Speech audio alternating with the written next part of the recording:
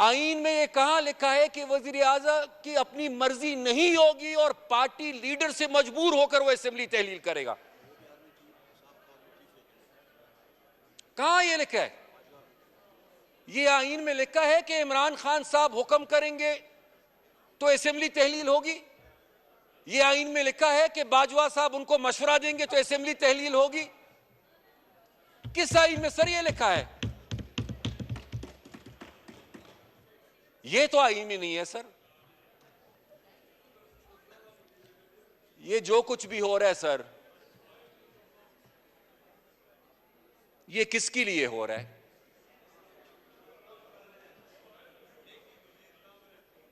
यह किसकी ख्वाहिश है? किसकी ख्वाहिशात को पूरा किया जा रहा है सर? कौन है वो शख्स? आईन का हमें कहा जा रहा है सर। आईन में तो यह है कि वजीर आला साहब अपनी सवाबदीद पर असेंबली तहलील करेंगे। आईन में यह कहां लिखा है कि वजीर आज़म की अपनी मर्जी नहीं होगी और पार्टी लीडर से मजबूर होकर वो असेंबली तहलील करेगा? कहां यह लिखा है? यह आईन में लिखा है कि इमरान खान साहब हुक्म करेंगे तो असेंबली तहलील होगी। यह आईन में लिखा है कि बाजवा साहब उनको मशवरा देंगे तो असेंबली तहलील होगी। किस आईन में सर यह लिखा है? यह तो आईन में नहीं है सर। एक फर्द की ख्वाहिश है, उसकी अना का मसला है सर। उसको कभी अपनी कबूलियत की फिक्र होती है, कभी अपनी मकबूलियत की फिक्र होती है। हमारी बदकिस्मती यह है कि हम तो ना कबूल हुए ना मकबूल हुए। इसी कबूलियत और मकबूलियत के चक्कर में सर वो खिलवाड़ हो रहा है आज इस मुल्क के आईन के साथ, इंसाफ के साथ, हर इदारे के साथ, पूरे मुल्क के साथ। तो इसलिए सर मेरी गुजारिश हुकूमत से यही होगी, लॉ मिनिस्टर साहब तो तशरीफ फरमा नहीं है अभी, लेकिन अच्छा बैठे सर, सॉरी आप सर बैठे नहीं, आप खड़े हैं सर। तो इन्होंने हमसे मशवरा मांगा था, तो अगर गुस्ताखी ना हो तो मैं यही मशवरा दूंगा कि आप आईन की माने सर, आप लॉ की माने सर, और प्लीज सर कोई गैर आईनी हुक्म ना माने, और प्लीज सर लॉ की माने मगर सर मदर इन लॉ की ना माने। मैं यहां फ्लोर ऑफ द हाउस बात करते हुए ये कहूं कि जी बिस्मिल्लाह करे और हमने आईन के खिलाफ फैसला करना है। क्यों? अगर हमने आईन के खिलाफ फैसला करना है तो फिर मेरे ख्याल से यहां पर हमारी मौजूदगी का फिर जवाब क्या है? यहां पर आप, मैं, हम सब अगर हैं तो इसलिए है कि हमने आईन के खिलाफ नहीं जाना, बल्कि हमने इस आईन को प्रोटेक्ट करना है हर कीमत पर।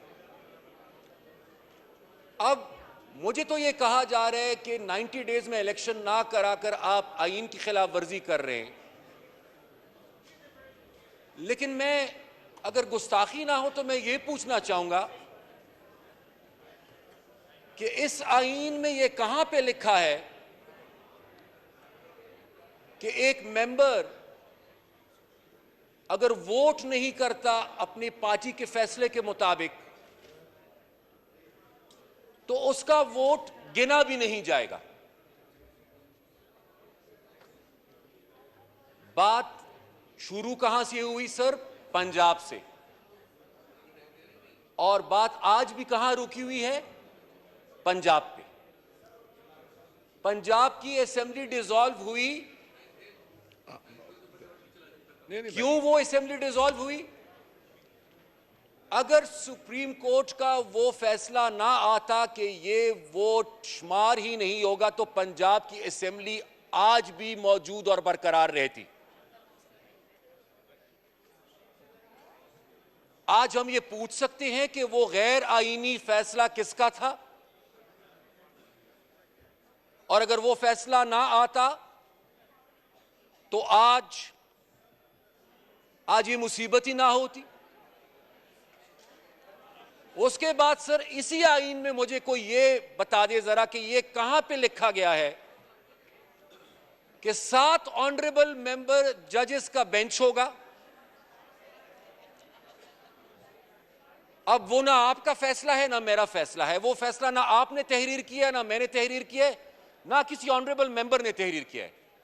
ये आईन में कहां लिखा है कि 7 मेंबर्स का बेंच होगा, 4 की मेजॉरिटी से एक फैसला आएगा और मुल्क को, कौम को, इस पार्लियामेंट को यह कहा जाएगा कि आपने 4 जजेस का फैसला नहीं मानना, वो फैसला नहीं है, आपने 3 का फैसला मानना है। तो अगर आज हुकूमत मुझसे ये पूछ रही है कि वो 4 का फैसला माने या 3 का फैसला माने, तो मेरी हुकूमत को यही राय होगी कि अक्सरियत के फैसले फैसले होते हैं, अकलियत फैसले नहीं हो सकते। हमने, आपने 4 के फैसले को तस्लीम करना है, हम 3 के फैसले को तस्लीम नहीं कर सकते। उसके बाद सर फिर ये कि मुझे ये नहीं पता कि ये सारे कॉन्स्टिट्यूशनल और पॉलिटिकल केसेस सिर्फ एक ही बेंच के सामने क्यों लगाए जा रहे हैं? क्या उस अदालत में और ऑनरेबल जजेस नहीं है? क्या उनमें कोई कमी है? क्या वो कानून को नहीं समझते, वो आईन को नहीं समझते? और जब कुछ ऑनरेबल जजेस पे पहले ही एतराज हो चुका है तो आया उनका उस बेंच में फिर मजीद बैठना वो मुनासिब है?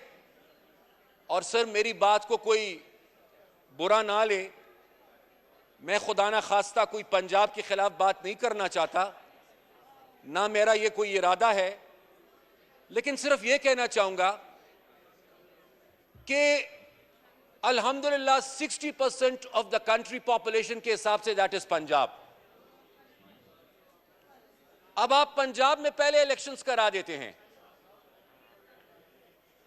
तो बलोचिस्तान, सिंध और खैबर पुख्तनख्वा पे उसके क्या पॉलिटिकल असरात होंगे?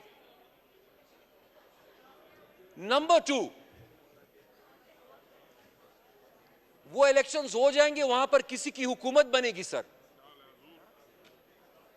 कल को जब वहां पर कौमी असेंबली के इलेक्शंस होंगे और उसी मेजॉरिटी ने डिटरमिन करना है कि मुल्क का वजीर आजम कौन होगा,